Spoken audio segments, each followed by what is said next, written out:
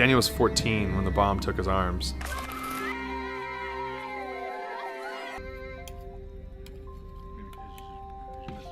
I read the article about him and had to help.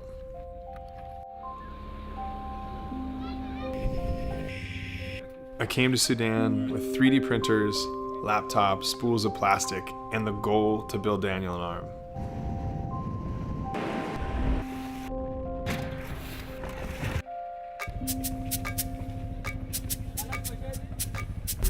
You ready?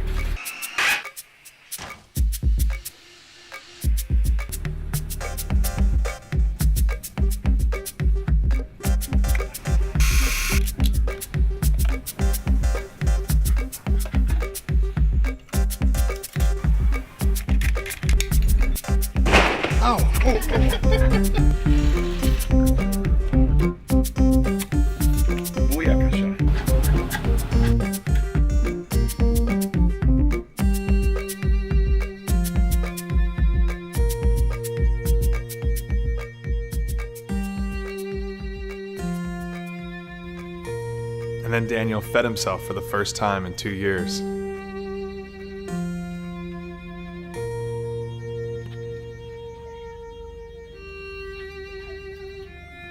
But it's never about just one person. You just double click. So this is the hand, 90 degrees.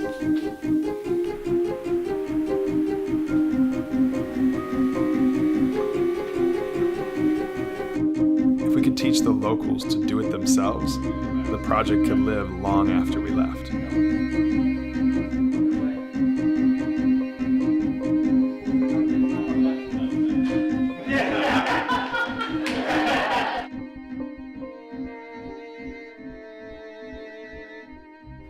And it did.